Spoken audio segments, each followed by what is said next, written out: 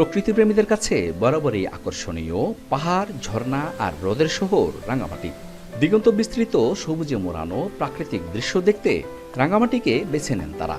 তাই এবার রাঙামাটিতে আসবে হাজারো পর্যটক।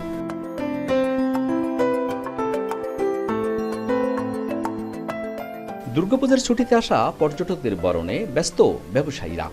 এরই মধ্যে রাঙামাটি, কাপ্তাই ও সাজেকের হোটেল রিসোর্টগুলোতে 70 থেকে 80% বুকিং হয়েছে। পর্যটকদের আকর্ষণে আগেই 40% পর্যন্ত ছাড়ের ঘোষণা দেয় বেসরকারি আবাসিক হোটেলগুলো। পূজার ছুটিতে ভালো ব্যবসার আশা ব্যবসায়ীদের। এখন যে ছুটিটা আসছে সামনে লম্বা ছুটি, ওই কাছে অনেক টুরিস্ট আসবে, ওই সময় একটু ভালো করে ভিসা কেনা হবে, মনে হয় বিক্রয়টা হবে, একটু ভালো সেল হবে।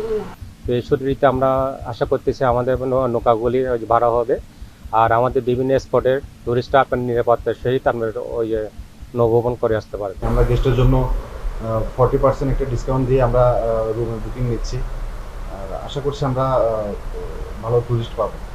1, 2, 3 তারিখ আমার প্রায় 70% বুকিং কমপ্লিট, এবং বুকিং এর ক্ষেত্রে আমরা একটা ডিসকাউন্টও রাখছি দুর্গাপূজা উপলক্ষে। সেটার জন্য আমরা যারা অ্যাডভান্স বুকিং করতেছে তাদের জন্য 20% ডিসকাউন্টের ব্যবস্থা রাখছি।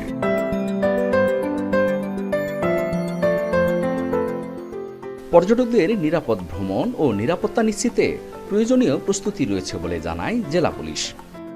একসাথে সমন্বিতভাবে কাজ করে আমরা এই এলাকায় যারা বেড়াতে আসবে, ভ্রমণ পিপাসু লোকজন যারা আছেন, এই ধরনের টুরিস্টদের বলছি আপনারা আসেন, আমাদের সাধ্যমতো আমরা আন্তরিকভাবে আপনাদের পাশে থাকব।